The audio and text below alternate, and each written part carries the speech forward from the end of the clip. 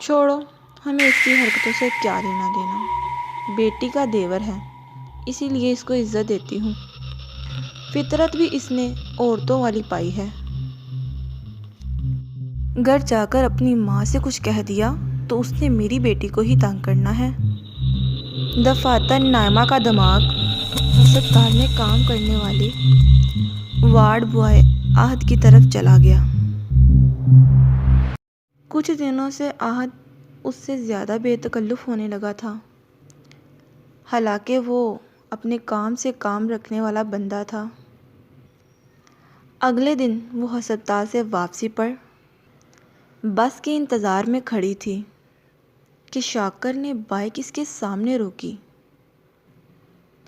آؤ نائمہ، میں تمہیں گھر چھوڑ دوں۔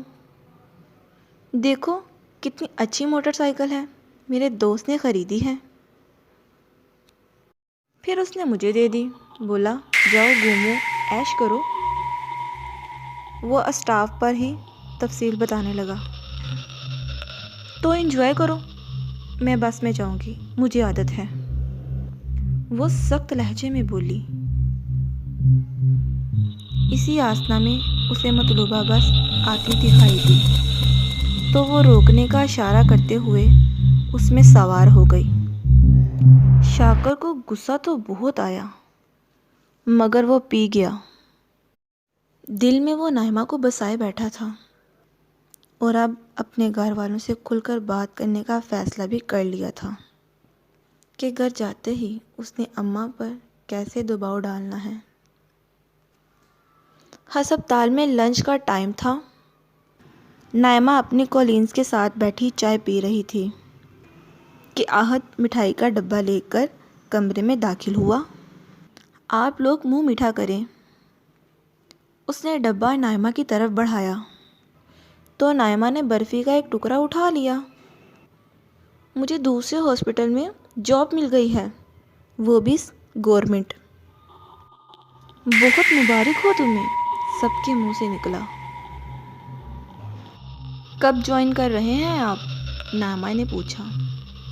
بس یہ مہینہ پورا کروں گا یہاں، اگلے مہینے سے وہاں جوائن کر لوں گا، احد نے جواب دیا۔ پھر اسی دن جب وہ ڈیوٹی سے فارغ ہو کر گھر جانے کی تیاری کر رہی تھی تو احد نے اس سے شادی کی خواہش کا اظہار کر دیا۔ نائمہ یہ سن کر بہت خوش ہوئی کہ اس کے منہ سے کوئی الفاظ نہیں نکل سکا۔ احد جیسا لڑکا تو اس کے خوابوں کا شہزادہ تھا، پھر بھی اس نے احد سے اپنے گھریلو حالات مختصر بیان کر دیے۔ میں جانتا ہوں تم اپنی فیملی کو سپورٹ کر رہی ہو، شادی کے بعد بھی تم نوکری جاری رکھ سکتی ہو، میں تمہیں منع نہیں کروں گا کہ تم اپنے والدین پر پیسہ خرچ نہ کرو۔ میں تم سے اس لالچ میں شادی نہیں کر رہا کہ مجھے کماؤ بیوی چاہیے، مجھے تم اچھی لگتی ہو اور اب تمہاری رضامندی مل گئی ہے تو اب میں امی کو تمہارے گھر بھیجوں گا۔ وہ محبت بھری نظریں اس کے اوپر ڈالتے ہوئے بولا تھا۔ میں نے نائمہ سے ہی شادی کرنی ہے، اس کے علاوہ میں کسی اور سے ہرگز شادی نہیں کروں گا۔ شاکر نے فیصلہ سنایا تو اس کے اماں ابا حیرانگی کے عالم میں اسے دیکھتے رہ گئے۔ پتر، تیرا دماغ تو نہیں چل گیا؟ میں نے تیرے لیے اپنی بھانجی شمائلہ کا سوچ رکھا ہے اور تو ہے کہ مجھے تو وہ ایک آنکھ نہیں پاتی۔ پہلے ہی اس گھر کی ایک لڑکی ہمارے سروں پر ہنڈولتی پھر رہی ہے اور تو ہے کہ دوسری لانے کی بات کر رہا ہے، ماسی رفت نے چلاتے ہوئے کہا۔ بیٹے کی بات نے ان کا دماغ گھما دیا تھا۔ میں تو اس کی شادی ختیجہ سے کرنے کے لیے آپا کو زبان دے چکا ہوں، شاکر کے ابا راشد بولے۔ کس نے کہا تھا زبان دینے کو؟ مجھے ختیجہ سے شادی نہیں کرنی اور نہ ہی شمائلہ سے۔ شاکر کا لہجہ قطعی تھا۔ تو پھر سن لے تو بھی، میں نے تیری شادی نائمہ سے ہرگز نہیں کرنی۔ آئی بڑی میرے بیٹے کو پھنسانے والی۔ 12 جماعتیں پڑھ کر نہ جانے خود کو کیا سمجھتی ہے۔ میں نے اس آوارہ کو بہو نہیں بنانا، موسی رفعت نے غصے سے بولا۔ تو شاکر ہتے سے اکھڑ گیا۔ اماں، اگر تم نے میرا رشتہ نائمہ سے نہیں کروایا تو میں خودکشی کر لوں گا۔ یہ کہہ کر وہ تنتناتا ہوا کمرے سے باہر نکلا اور صحن میں رکھی کیڑے مار دوا اٹھا کر منہ سے لگانے ہی والا تھا کہ اس کے ابا اور بھائی شفیق پہنچ گئے۔ بڑی مشکل سے ابا اور شفیق نے اس سے وہ دوا چھینی۔ موسی رفعت سینے میں 2 ہتے مارے۔ وہ ارشاد بی بی کو دہائی دینے میں مصروف تھی۔ یہ سب اس کلموئی کی وجہ سے ہوا ہے۔ اس نے جان کے اپنی بہن کو میرے سوہنے پتر کے پیچھے لگایا ہے۔ ارشاد تجھے تو خدا ہی پوچھے۔ بس کرو اماں، کسی کی بیٹی پر الزام لگا رہی ہو۔